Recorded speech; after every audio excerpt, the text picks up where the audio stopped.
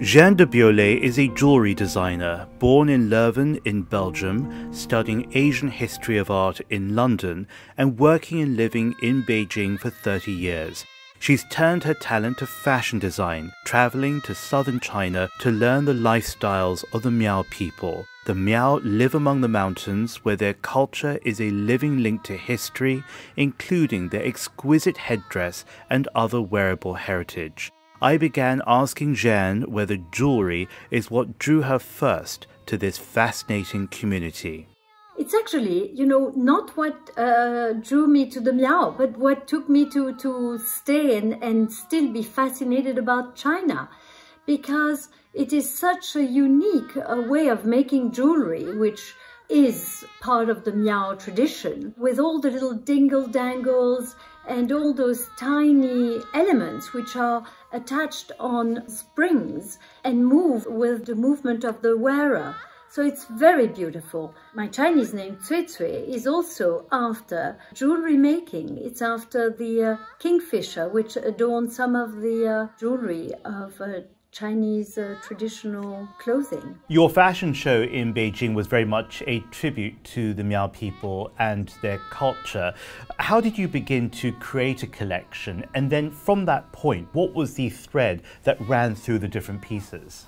Well, you see, when I create a collection, the first thing I do, I suppose, is I daydream about the collection and I imagine what it is that I am going to describe.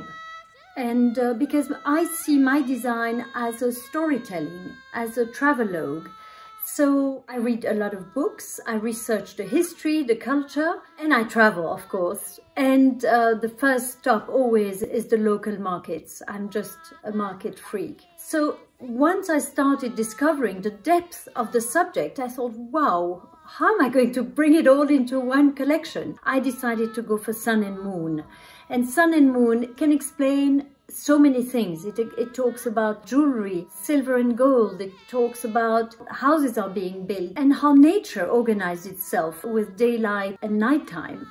So that became the symbol for my collection. Jeanne, you're from a magnificent culture yourself in Belgium, particularly for textiles. Designers like Raf Simons, Diane van Furstenberg, Dries van Noten.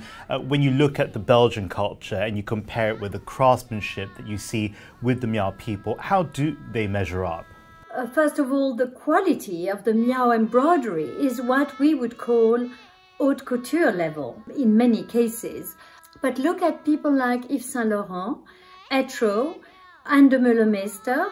They have been so inspired by intangible heritage, and they didn't do it for other reason than just because they were mesmerized and inspired.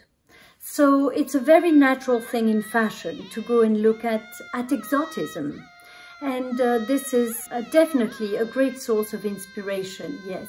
You know, Jeanne, thankfully the Miao culture is alive and thriving, in part thanks to people like you.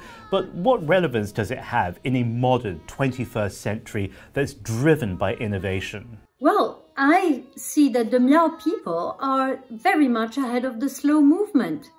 They cherish their tradition, they cherish their lifestyle, and they celebrate at any possible moment. It's this idea that, yes, on one hand, the world is becoming faster and more innovative, but there's also people who want to have a different quality of life. By placing orders of embroidery and embroidered items to women, it gives them an opportunity, a choice, to not go to the big cities to get the very hard jobs, but to stay close to the home and the family and make a living.